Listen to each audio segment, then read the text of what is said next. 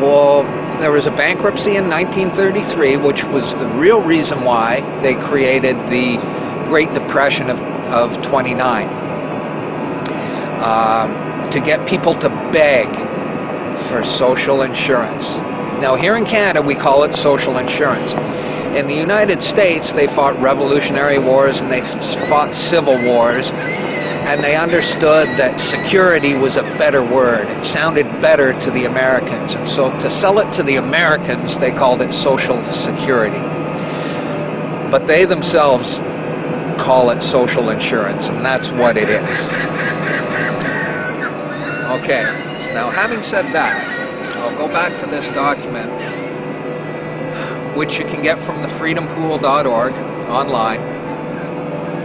And this was a meeting. Okay, this is what House said. Very soon, every American will be required to register their biological property. That's the birth certificate.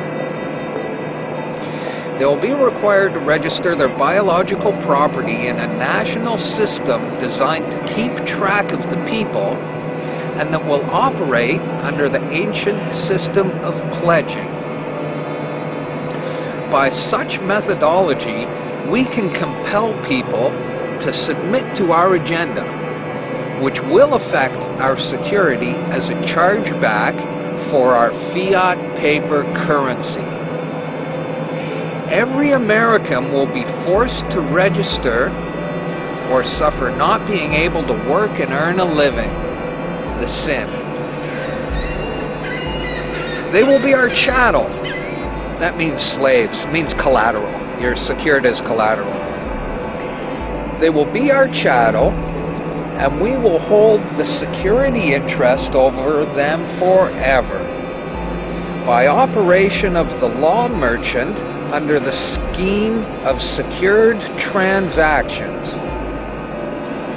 Americans, by unknowingly or unwittingly delivering the bills of lading to us, will be rendered bankrupt and insolvent, forever to remain economic slaves through taxation, secured by their pledges, the birth certificate.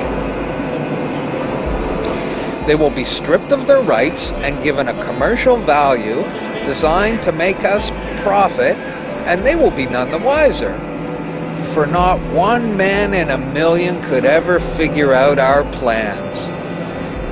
And if by accident one or two would figure it out, we have in our arsenal plausible deniability.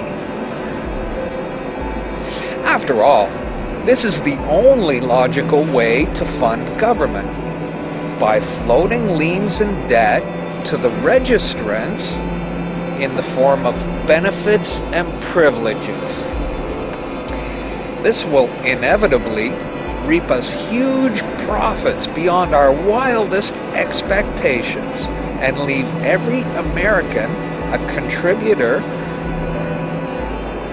to this fraud, which we will call social insurance.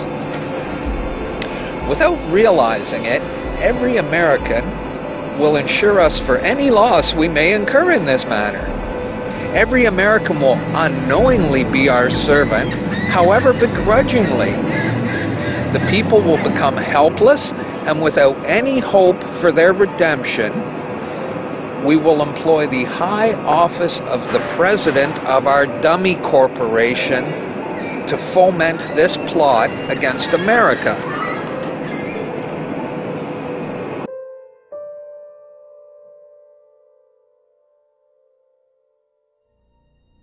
This is a certified true copy of my live statement of birth.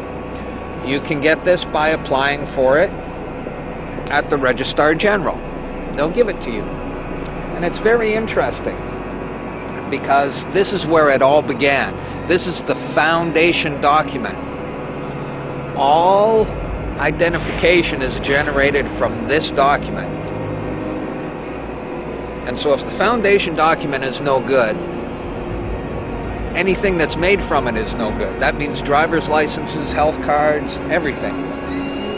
Now what they did here, this is exactly what he meant when he said, "Soon, every American will be required to register their biological property."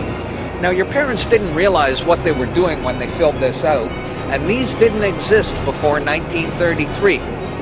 Birth records were recorded in Scripture, and these only came into being in 1933 when they hatched this plan. They created a corporate fiction with a name just like yours. In doing this, they registered and monetized the spirit and soul of a living being. This denotes ownership. And when your parents were tricked into filling this out, they allowed your spirit and your soul to be monetized. And futures were sold on you. Spirit and soul. Now, this is my birth certificate. This is actually a share. See this red number? This A, I'm born in Canada, this is a Class A share. Now, this is called a CUSP number. And all securities require a CUSP number. And that's what this is.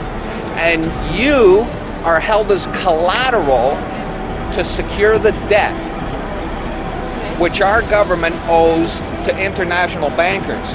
So you and me and all these people here are actually collateral.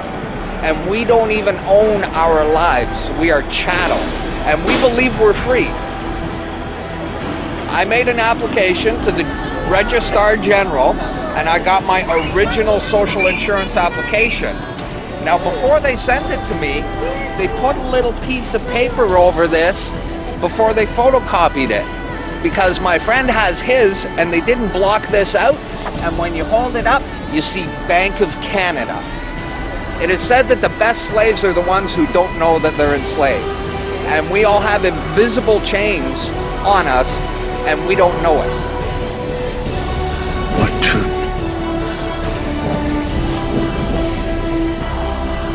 That you are a slave, Neil. Like everyone else, you were born into bondage, born into a prison that you cannot smell or taste or touch. A prison for your mind. We're talking about big bucks. We're not talking about hundreds of millions or even hundreds of billions now. We're talking about trillions of dollars. The obligation is immeasurable. Nobody can measure it. This door's wide open now. It's gonna happen, whether you like it or not. Do you notice that they have the same amount of ink on them? Do you notice that they're made out of the same virtually worthless stuff? It's paper. Did you get it? It's paper. When we create money, we have created an instrument of value that has no value of its own. And it's just as expensive or inexpensive to print the 20 as it is to print the 1. In January of 1913, in December of 1913, he signed the Federal Reserve Act, bringing the Federal Reserve System into place in America, and did what Thomas Jefferson said must never happen. He took the control of the money away from the people by taking it away from the Congress and gave it to a group of private individuals who have to pay taxes on the money they loan the government.